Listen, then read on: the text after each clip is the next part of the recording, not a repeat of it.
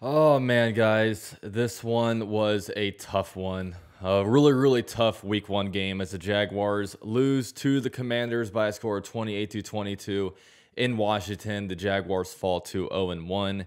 And this is no moral victories at all. No moral victories. This loss absolutely sucked. No disrespect to the Washington Commanders. Look, the Commanders went out there. They took advantage of a lot of opportunities the Jaguars gave them, and they capitalized. And the Commanders wound up winning that game, but man, it feels like the Jaguars really squandered a lot of opportunities this game. So when I look at this game, I almost break it down into like three different parts, I should say. The Jaguars started off the game really good. They got the ball, opening drive, marched all the way downfield, and then unfortunately, we only got 3 points out of it. Trevor Lawrence grossly overthrew Travis Etienne. And then after that one, the Jags went up 3-0. The Washington Commanders wound up scoring the touchdowns on the next two drives. So they got up 14-3 relatively quickly. And then at halftime, the score wound up being 14-3 after we missed a field goal. So then the Jaguars, coming out of halftime, came out firing. They stopped the Commanders on offense. Then we get the ball back, and then we led four straight scoring drives: touchdown, field goal, touchdown, field goal. The Jaguars wound up going up 22-14. The Jaguars forced, the Jaguars had two interceptions in that time period. We had Tyson Campbell get a really good interception, and shout out to Trayvon Walker, number 1 overall pick. He got himself an interception on a screenplay.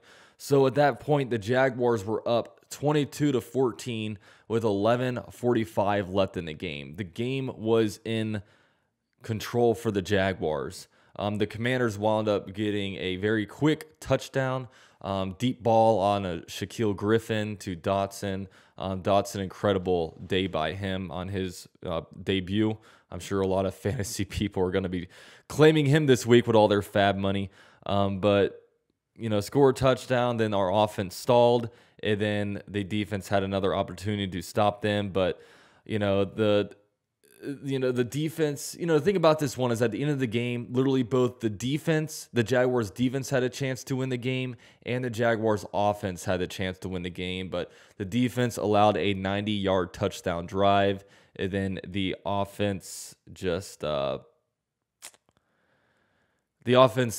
stalled. I mean, they didn't do anything once they got the ball back. It was a 3 and out. I mean, Trevor Lawrence threw an interception on a third down, and then the game was over. Now, I talked about missed opportunities. There were so many missed opportunities for the Jaguars. First of all, Trevor Lawrence missed Etienne wide open on the first drive. Should have been a touchdown. Had to settle for 3 points. So the Jaguars left 4 points on the board. Later on, the Jaguars missed a 37-yard kick. Look, if a kick is 45 and longer, then look, you're allowed to miss it every once in a while. But I really think anything under 40 yards, that should be, you're in NFL, you should be making that. Maybe that's an ignorant statement to me, but I think you should be making that. And the Jaguars missed it, so that's another 3 points left on the board. Travis Etienne dropped an easy touchdown, would have walked in, and that was on a 4th down, so that's 7 points left on the board. And then later on, Dwan Smoot had a really bad roughing the passer call. I'm not a big fan of roughing the passers, but this one was textbook. Look, he hit him, and he could have laid off, but he wound up throwing the fist down, and then that's a flag. So that was on a 3rd down. Commanders should have only got 3 points off that drive. They wound up getting a touchdown. So when you add that up, that's 14 points basically handed over to them, or taken away from us, handed over to them, whatever you may call it. That's, we're not a good enough team to just leave opportunities out there like that. And credit to the Commanders, they capitalized. They capitalized off of those, mistakes by us, and they wound up winning the game. Now, when we go into individual players, let's go ahead and talk about Trevor Lawrence. Trevor Lawrence was 24 of 42 this game, had a 57% completion percentage, 275 yards passing, 1 touchdown, and 1 interception. And look, oh gosh, it's a really tough talking about Trevor Lawrence. And because the thing about me is I don't want to be Mr. quarterback, apologist guy. I don't want to do, I want to I'm going to be fair and tough on players, but I also don't want to be on the other side of it where people are calling him a bust and like they're like talking about looking at quarterbacks this next draft. I'm not there, okay? But when I look at Trevor Lawrence, he had a horrible first half. I mean, it was bad. That overthrow to ETN at the first drive, absolutely unacceptable. Should not be made. Should not be overthrowing that. Even ETN's drop on that fourth down, it was a little bit high. I mean, the blame goes to ETN on that one because look, dude, it's in your hands. It's a little bit over your head, but it should still be caught. Maybe if that ball is thrown down more right there, it's a little bit easier for Travis Etienne. But yeah, that wasn't a great throw. He overthrew Zay Jones on the sidelines. Marvin Jones, there was a bad overthrow. He had the bad intercept. A lot of people are really getting mad about his interception. I don't get onto him too much because, look, first down, pressure right away. Second down, pressure right on him. So how do you know if you throw it away on third down? How do you know on fourth down you're not going to get hit right when you snap it? Because Walker Little is a turnstile out there at right tackle. That one was really, really rough. So, with this one, I don't know, gosh. But I will say in the second half, I thought he did a lot better. Like, we were going out there, we led 4 straight scoring drives. It felt like for the first time in a while, when the offense was out there playing, I actually felt confident that our offense was going to go out there and score. I really did. And, I haven't felt that feeling with the Jaguars really, in a long time. But luckily, I stayed on Twitter the whole game. And then when I go back on Twitter, everybody, holy crap, everybody is just freaking out about Trevor Lawrence. And then I go out there and say, look, there was a lot bad in that game, but I don't know, I forget what I said because I deleted the tweet because I was getting so many notifications. But I was sitting there I don't know how we're all jumping on Trevor Lawrence so much. And look, he didn't have a great game. I thought the second half he came out and played better. But, we need a whole season of sample size before we really start going out there and judging people. And it was I'm the dumbest person, man. People are out there calling Trevor Lawrence a bust on Twitter, and people are going out there saying, just talking about we should have kept Minshew and all this stuff. And I'm oh my God, I'm sorry, guys. If you want me to sit here and say, okay, guys, Trevor Lawrence is a bust. I watched college football this weekend. I really like Bryce Young. I really like CJ Stroud. This is not the channel for that, and I apologize. And I'm not going to sit here and be a Trevor Lawrence apologist. I won't. I'm going to be critical of him when I need to be critical of him. But I'm not going to go out here and say ridiculousness like that, we need to move on from him and all that stuff. Look, it was a tough game for him. He needs to get better, and hopefully he will get better. But, and I hope that happens. I really do. But guys, I don't have the energy to sit here and talk about some of this nonsense. Look, he missed wide open guys.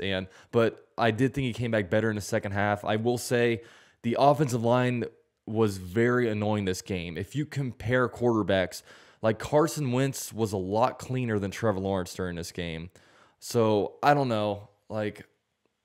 Trevor Lawrence needs to get better. Lucky for us, we have 16 more games to judge this guy and see how he does. So, we'll continue to kind of monitor that situation. I will say, though, the offensive game plan, we should have run the ball more. I mean, we really should have. When you look at the pure numbers, James Robinson, shout out to him, man. First game back from the Achilles tear, 11 carries for 66 yards on the ground, 6 yards per carry. Killed it, man. 1 rushing touchdown, 1 receiving touchdown.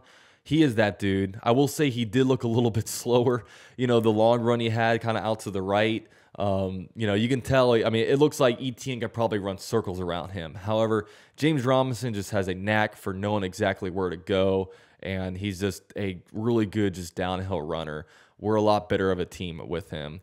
Etienne, he had a pretty decent game, especially on the ground. 4 carries for 47 yards, 11.75 yards per carry. He's got that speed. He really does. Of course, he dropped a touchdown pass. Some just young player stuff. These are the young guys. I hope they can just become better. But Etienne, love the speed, love the burst. That's kind of what I saw out of Etienne. Shout out to Christian Kirk, 6 receptions, 117 yards. That catch he had was masterful. It was not a very good throw, if we're being honest. I mean, Trevor Lawrence put it out there, but he had to make the adjustment. If you look at it, it was a really hard catch to make, but he made it. And look, like, I'm happy he had this game because I'm so tired. Like, you know, I do these collabs with other YouTubers. Oh, what do you think about the Christian Kirk? I'm like, look, we needed to do it. We needed a receiver of his caliber to do exactly that, to put up 117 yards receiving. I mean, come on. So I'm tired of talking about that. So Christian Kirk, shout out to him, man. Had a great game. Hauled in everything kind of targeted toward him. The dude's a football player. The dude's a wide receiver. That dude's an athlete. Shout out to Zay Jones, too. 6 receptions for 65 yards. He was hauling in a bunch of first downs. Also, Jones Jr., the same, 4 receptions for 38 yards. The receivers, I thought, played pretty well. It's just a shame. You know, it was a sloppy game. It's just a shame we couldn't put out the win, man. It's a shame. Now, when we go to the defense side of the ball, before I go to defense, offensive line was bad. Left guard was bad. Ben Barch, you know, I was sitting here saying, man, maybe we should put Tyler Shatley in here. This might be a hard first game for Ben Barch back here. That wasn't good. You know, Fortner had his struggles. You know, I just wish we ran a little bit more power, especially over to the right side, you know, behind Brandon Sheriff. But look, offense had its flaws. Offensive line, you know, I mean, we're kind of keeping the same offensive line for the last few years. So, you know, it is kind of what it is. Hopefully they just get better. Now, the defense definitely had its flaws. First half, just very low pass rush. I mean, Commanders were just slowly marching it down their first 2 touchdown drives, but then they stiffened up a little bit. Shaquille Griffin, I thought, did not have a good game. You know, he got just toasted for one touchdown he gave up. Shout out to Trayvon Walker. Dude, he is that dude, man. He's a beast. 1 sack, 1 interception. Man, you can't ask for a better debut. You know, he was really the only consistent pass rusher. I mean, Dwan Smoot got back there a couple times. Josh Allen made a nice tackle for loss, but he was invisible. You did not see much of Josh Allen, which was disappointing. Shout out to Tyson Campbell. He got his 1 interception. And just, I mean, overall, 3 forced turnovers by the defense. Last year, we only had turnovers in like a handful of games, and we went out here and really forced the turnovers, so that was awesome to see. You know, 2 interceptions, 1 fumble recovery, just taking advantage of those opportunities.